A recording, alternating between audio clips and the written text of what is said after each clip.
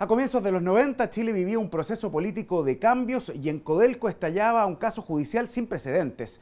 El ex operador de mercados futuros de la empresa estatal, Juan Pablo Dávila, recibió más de 12 millones de dólares en coimas por favorecer a un grupo de agentes de la Bolsa de Metales.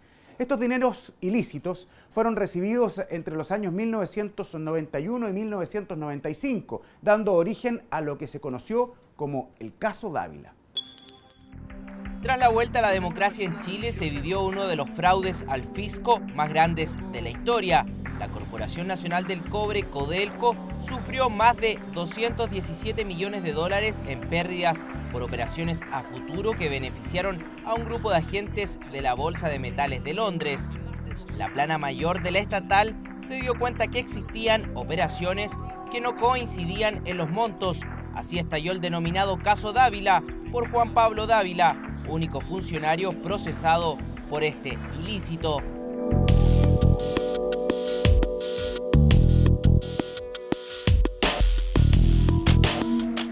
A comienzos de los 90, Chile vivía un proceso político de cambios y en Codelco explotó un caso judicial sin precedentes. El ex operador de mercados futuros de la empresa estatal, Juan Pablo Dávila, recibió más de 12 millones de dólares en coimas tras favorecer a 22 agentes bursátiles en compras que costaron 212 millones de dólares al Estado chileno.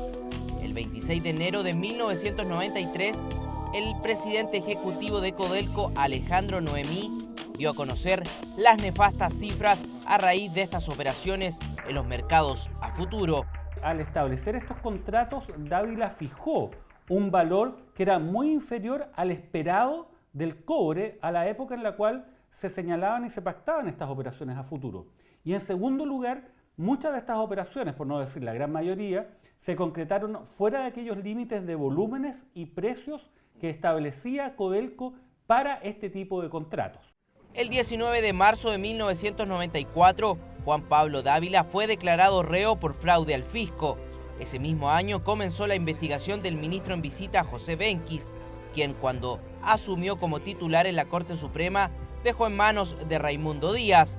Este finalmente dictó la sentencia de primera instancia el 18 de agosto de 1999, condenando a Juan Pablo Dávila Silva a la pena de 3 años de presidio menor en su grado medio por el delito de fraude al Estado perpetrado con ánimo de lucro. Juan Pablo Dávila había llegado a acuerdos con aquellos agentes de bolsa a través de los cuales hacía estas operaciones. Y estos acuerdos involucraban el pago de comisiones que se calculaban a partir de los valores que Codelco perdía.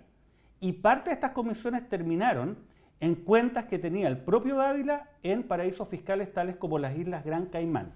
El 16 de octubre de 2003, la Corte de Apelaciones de Santiago confirmó la condena de primera instancia y además condenó a Juan Pablo Dávila como autor del delito de presentación de documento falso en causa criminal.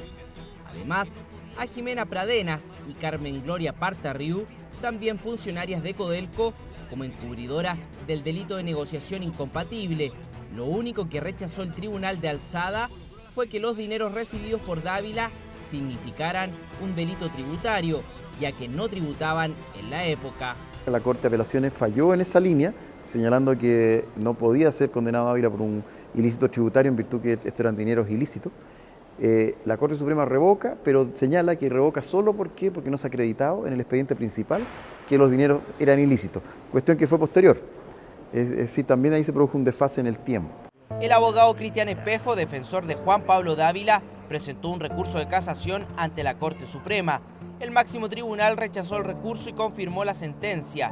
El 16 de octubre de 2006, la segunda sala, integrada por los ministros Alberto Chaguiniú, Rubén Ballesteros, Julio Torres y los abogados integrantes José Fernández y Óscar Herrera, confirmaron la condena a Juan Pablo Dávila Silva a la pena de 3 años de presidio menor en su grado medio como autor del delito de fraude al Estado, perpetrado con ánimo de lucro en perjuicio de Codelco. Luego de cumplir su condena, Juan Pablo Dávila salió en libertad.